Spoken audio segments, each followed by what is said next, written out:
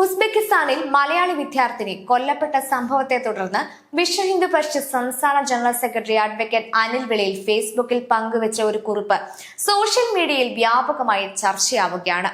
മകളെ മാപ്പ് മാപ്പ് എന്ന വാചകത്തോടെ ആരംഭിക്കുന്ന പോസ്റ്റിൽ സംഭവത്തെ ഒരു സാങ്കല്പിക മറുവശത്ത് നിന്ന് അവതരിപ്പിച്ചുകൊണ്ട് കേരളത്തിലെ രാഷ്ട്രീയ സാമൂഹിക പ്രതികരണങ്ങളെക്കുറിച്ച് അദ്ദേഹം വിമർശിക്കുന്നു. ഒരു ഹിന്ദു യുവാവാണ് മുസ്ലിം പെൺകുട്ടിയെ കൊലപ്പെടുത്തിയിരുന്നതെങ്കിൽ കേരളത്തിലെ മാധ്യമങ്ങളും രാഷ്ട്രീയ പാർട്ടികളും സാംസ്കാരിക പ്രവർത്തകരും എങ്ങനെയായിരിക്കും പ്രതികരിച്ചിരുന്നത് എന്ന ചോദ്യമാണ് പോസ്റ്റിൽ അദ്ദേഹം ഉയർത്തുന്നത്. മരണ സംഭവങ്ങളോടുള്ള പ്രതികരണങ്ങളിൽ മതവും രാഷ്ട്രീയവും സ്വാധീനവും ചെലുത്തുന്നു എന്ന തന്റെ വിമർശനവും പോസ്റ്റിൽ അനിൽ വെളിയിൽ രേഖപ്പെടുത്തുന്നു. ഒടുവിൽ കൊല്ലപ്പെട്ട വിദ്യാർത്ഥിനിയോട് മാപ്പ് ചോദിക്കുന്ന തരത്തിലുള്ള വികാര നിർഭരമായ കുറിപ്പോടെയാണ് പോസ്റ്റ് അവസാനിക്കുന്നത്. വിശ്വ ഹിന്ദു പരിഷത്ത് സംസ്ഥാന ജനറൽ സെക്രട്ടറി അഡ്വക്കേറ്റ് അനിൽ വെളിയിൽ ഫേസ്ബുക്ക് പോസ്റ്റിൽ പങ്കുവച്ച പോസ്റ്റ് ഇങ്ങനെയായിരുന്നു. പോസ്റ്റ്: മകളെ മാപ്പ് മാപ്പ് മാപ്പ്. ഉസ്ബെക്കിസ്ഥാനിൽ ട്രാപ്പ് ജിഹാദ് ഒരു റിവേഴ്സ് ഗിയർ ചിന്ത.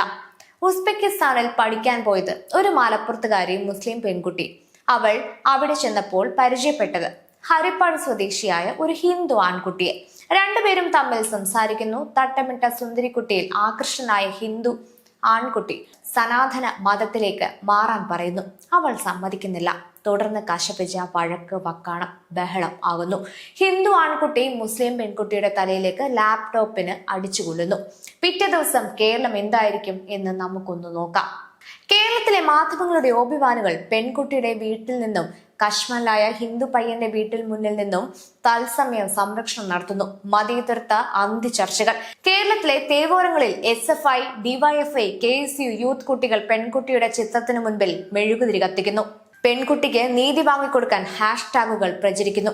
കേരളത്തിലെ സാംസ്കാരിക നായകന്മാരായ 50 പേർ ഒന്നിച്ച് ഹിന്ദു സംഘടനയെ തൂക്കിക്കൊല്ലാൻ പ്രതിഷേധ കുറിപ്പിറക്കുന്നു. മോദിയെയും സംഘത്തിനെയും തെറി വിളിക്കുന്നു.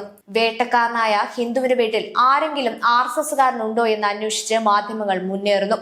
മുഖ്യമന്ത്രി ഉൾപ്പെടെയുള്ള സർവ്വ മന്ത്രിമാരും പെൺകുട്ടിയുടെ വസതി സന്ദർശിക്കുന്നു, ആശ്വസിപ്പിക്കുന്നു. പെൺകുട്ടിയുടെ വീട്ടിലുള്ള ഒരാൾക്കെങ്കിലും സർക്കാർ ജോലി പ്രഖ്യാപിക്കുന്നു.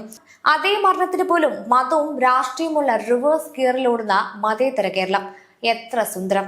ഉസ്ബെക്കിസ്ഥാനിൽ മരണപ്പെട്ട സാവരിയ, നിനക്ക് വേണ്ടി കണ്ണീർ പൊഴിക്കുന്നവർ ന്യൂനപക്ഷം. മാപ്പ് മകളെ മാപ്പ്. നിനക്ക് ജന്മം നൽകിയത് ഹിന്ദു മാതാപിതാക്കളാണ്. സ്വർഗത്തിലെത്തിയ മകളെ, നിനക്ക് കൂട്ടായി ഇനിയും ഇരകളെത്തും. അവരോട് കൂട്ടുകൂടുക. ഈ ഫേസ്ബുക്ക് പോസ്റ്റ് പുറത്തു വന്നതിന് പിന്നാലെ സമൂഹ മാധ്യമങ്ങളിൽ വിവിധ തരത്തിലുള്ള പ്രതികരണങ്ങളാണ് ഉയരുന്നത്. ചിലർ പോസ്റ്റിനെ പിന്തുണച്ച അഭിപ്രായങ്ങൾ രേഖപ്പെടുത്തുമ്പോൾ മറ്റു ചിലർ അതിനെ ശക്തമായി വിമർശിക്കുകയും ചെയ്യുന്നു. സമൂഹവുമായി ബന്ധപ്പെട്ട അന്വേഷണം ഉസ്ബെക്കിസ്ഥാനിൽ പുരോഗമിക്കുകയാണ്. അതേസമയം ഈ സംഭവത്തെ ചൊല്ലിയുള്ള രാഷ്ട്രീയവും സാമൂഹികവുമായ ചർച്ചകളും കേരളത്തിൽ തുടരുകയാണ്.